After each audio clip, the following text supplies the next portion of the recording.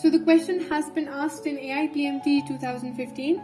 It says that on a frictionless surface, a block of mass m is moving at speed v, which collides elastically with another block of the same mass m, which is initially at rest. After collision, the first block moves at an angle of theta to its initial direction and has a speed of v upon 3. The second block's speed after the collision is. So in the question, what we're given with is two blocks, the first one having mass m and the second one also having the same mass m. The first block is moving with velocity v and is actually approaching this second block of the same mass, which is at rest. So this is the initial condition that we're given with. There are two blocks with the same mass, one moving with velocity v, approaching the other block of mass of the same mass of mass m, and this block is initially at rest. Now, if it is at rest and it's approaching, and the other block is approaching this block with a certain velocity, obviously there'll be a point of time when these two blocks are going to collide. And it's given that when these two blocks collide, the mass is going to obviously remain the same because they collide elastically. And the final velocity after collision of this particular block is going to be v upon 3. That means it has reduced by 3 times after the collision. So after the collision, the velocity is going to be v upon 3. And initially we know that the velocity was 0, but after the collision it is going to have a certain velocity. We have to find the second block speed after the collision.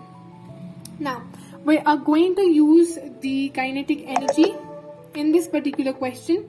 Now if we talk about the kinetic energy of both of these before and the kinetic energy of both of these after the collision, it's going to be somewhat like this, because kinetic energy is going to remain conserved in this isolated system before and after the collision, and since it's an elastic collision, that gives us further more idea that the kinetic energy always in an elastic collision remains conserved. So the kinetic energy before is going to be equal to the kinetic energy after the collision. Now if we look at the kinetic energy before the collision, it is going to be the sum of the kinetic energy of the first block m and the second block m. So if we look at that, we're going to have half m v square. So it's going to have a mass of m. It's going to move with a certain velocity v square initially, and since the other block initially is at rest, so its kinetic energy is going to be 0 because its velocity is going to be 0. Now after the collision, we know this body has collided with this body and the speed of this body has reduced to v upon 3.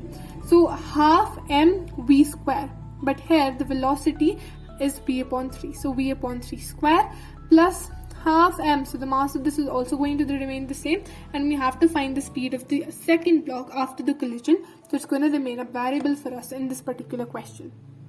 Now this is going to be m is going to cancel out from all of these terms in both sides of the equation, and 2 again is going to cancel out from all of these sides in both of these equations. So we're going to have v square.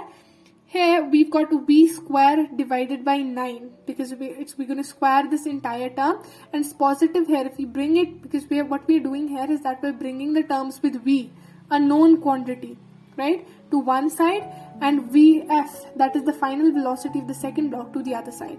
So v square minus v square upon 9 equals the final velocity of the second block after collision, but it's square. So we're going to take out its LCM as 9, and it's going to be 9v square minus v square. That's going to be 8v square upon 9, and it's going to be vf square. So we're going to root it to get just vf. That is the final velocity of the second block after collision. Now we know that under root 8 can be written as 2 root 2 and root 9 is 3 and v square. So square is going to cancel out with the root and we're going to get v separately. So the velocity of the block second after it has collided with block first, the velocity after collision is going to be equal to 2 root 2 by 3 v meter per second.